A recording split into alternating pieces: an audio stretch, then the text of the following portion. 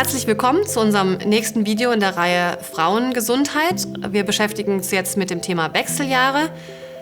Ich bin kein Arzt oder Heilpraktiker, das heißt, alle Informationen, die ich euch heute gebe, sind rein informativer Natur und ersetzen keinen Arztbesuch. Die Wechseljahre, ein Thema, was jede Frau irgendwann in seinem Leben beschäftigt. Die Wechseljahre starten sehr unterschiedlich. Das Alter ist sehr, sehr unterschiedlich. Manche spüren schon mit 35, dass sie in die Wechseljahre kommen, manche erst mit Anfang 50. Es ist wichtig, dass man sich damit auseinandersetzt, wie das Ganze funktioniert, wie in den verschiedenen Phasen der Wechseljahre die Hormone unterschiedlich sinken, weil man einfach dann auch unterschiedliche Heilpflanzen braucht. Wir haben ungefähr um das 40. Lebensjahr fängt die Prämenopause an. Die ist dadurch gekennzeichnet, dass der Progesteronspiegel sinkt. Das heißt, wir haben einen Progesteronmangel und eine Östrogendominanz. Das wechselt dann ab in die Perimenopause. Das ist die Zeit um die Menopause, die wir ja erst sozusagen im Nachhinein sozusagen feststellen können, in der dann auch langsam das Östrogen sinkt. Die Menopause ist der Zeitpunkt, an dem die letzte Periode stattfindet. Und danach startet die Postmenopause um das 60. Lebensjahr herum, in dem dann auch das Östrogen anfängt zu sinken und es da dann Probleme verursachen kann. Spannend ist, dass 1/3 der Frauen keine Probleme haben mit den Wechseljahren, 1/3 hat leichte bis mittlere Beschwerden und 1/3 der Frauen leidet wirklich sehr, sehr intensiv an den Wechseljahrsbeschwerden. Und das Schöne ist, dass wir dem nicht schutzlos ausgeliefert sind. Es gibt Möglichkeiten, über Lebensstiländerungen und über Heilpflanzen uns da Abhilfe zu verschaffen. Wir schauen uns jetzt die Symptome an, und zwar einmal der Prämenopause. Die Symptome der Prämenopause sind ähnlich zu denen der prämenstruellen Zeit. Das heißt, wir haben wieder eine Reizbarkeit, eine Nervosität, ein Spannungsgefühl in den Brüsten kann uns da befallen. Kalte Hände oder Füße können wir haben, Migräne und Kopfschmerzen spielen manchmal eine Rolle, Wassereinlagerungen, unser Gewicht nimmt zu.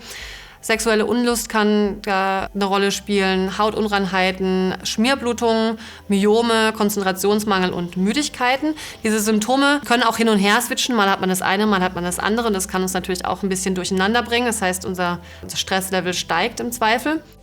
In der Peri- und Postmenopause sind die Symptome eigentlich geprägt durch den Östrogenmangel. Wir haben einmal die Schlafstörung, aber auch Hitzewallungen und Schweißausbrüche können uns da befallen. Wir haben vielleicht Probleme mit trockener Haut oder auch Schleimhäuten in Mund, Nase, Augen, aber auch der Scheide.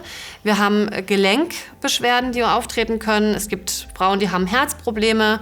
Es gibt Frauen, die werden vergesslich oder haben eine Konzentrationsschwäche. Ängstlichkeiten oder depressive Verstimmungen können zunehmen.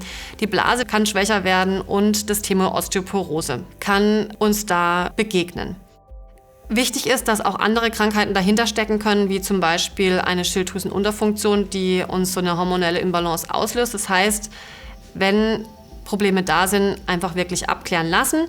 Und wichtig ist auch, dass wir uns nicht damit abspeisen lassen, ja, das sind halt Wechseljahrssymptome, musste halt damit irgendwie umgehen, sondern nein, wir können wirklich aktiv was dafür tun, indem wir unseren Lebensstil ändern, indem wir Heilpflanzen nutzen und indem wir auch, wenn es Not tut, über eine natürliche Hormonersatztherapie nachdenken. Wir können zum Beispiel, wenn wir ganz allgemein über die Wechseljahre nachdenken, in der Ernährung viel tun, indem wir zum Beispiel sehr basenbetont essen. Das tut unserem Körper immer sehr gut, wenn wir so leben, wie der liebe Gott es für uns vorgesehen hat. Es gibt aber auch sogenannte Phytoöstrogene, die man über die Ernährung zu sich nehmen kann, wie sie zum Beispiel in Tofu, in Leinsamen, Sesam, Hülsenfrüchten, Soja und Vollkorn zu finden ist. Das heißt, damit kann man sozusagen den Östrogenspiegel ein bisschen anheben. Es gibt Studien, die zeigen, dass Frauen, die sich viel bewegen, die viel Sport machen, oder nicht viel Sport, sondern die sich viel bewegen, dass die weniger Probleme mit den Wechseljahrsbeschwerden haben. Das schützt aber auch unser Herz und unsere Knochen. Wir sollten positiv auf diesen neuen Lebensabschnitt schauen. Je ängstlicher wir sind, desto mehr Probleme werden wir haben können. Und ich habe den spannenden Ausspruch gelesen oder gehört, dass wir in dem Alter nicht schneller altern, aber dass man das Altern schneller sieht oder mehr sieht. Das kann uns ein bisschen die Angst nehmen, dass wir in der Zeit sehr schnell altern. Aber ja, je positiver wir dem entgegenschauen, desto besser gehen wir da auch durch. Dann gab es noch eine spannende Studie, und zwar hat man die Auswirkungen von Bienenprodukten auf die Wechseljahrsbeschwerden sich angeschaut und hat gesehen, dass Blütenpollen zum Beispiel einen sehr positiven Einfluss haben, weil sie sehr wertvolle Eiweiße haben. Sie haben Mineralien, Spurenelemente, Enzyme und viele Vitamine.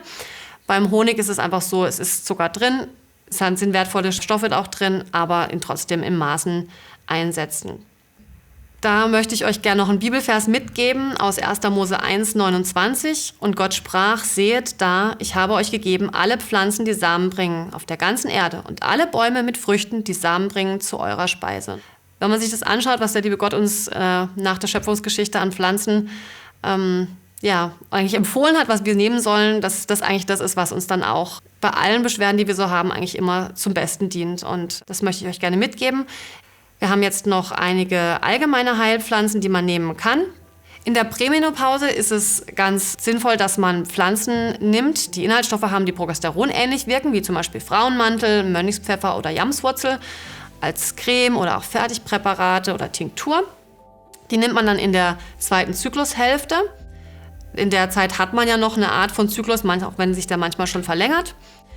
Und in der Peri- und Postmenopause gibt es Pflanzen, außer den Nahrungsmitteln wie zum Beispiel Leinsamen, auch Heilpflanzen, die man da nehmen kann, die östrogenähnliche Wirkung haben.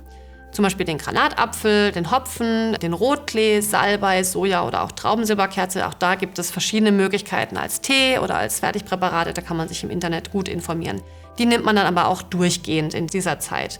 Wir haben die Möglichkeit, zum Beispiel das Johanniskraut zu nehmen, wenn unsere Stimmung in die depressive Verstimmung übergeht. Bei Hitzewallungen gibt es den Salbei, bei Schlafstörungen gibt es Baldrian, Hopfen, Lavendel, Melisse und Passionsblume. Und bei den trockenen Schleimhäuten kann man zum Beispiel über Granatapfel oder Rotklee gegenwirken. Im nächsten Video gibt es noch mehr Informationen über das Thema Hitzewallungen, Schlafstörungen und trockene Schleimhäute. Und ich freue mich, wenn ihr auch dieses Video anschaut.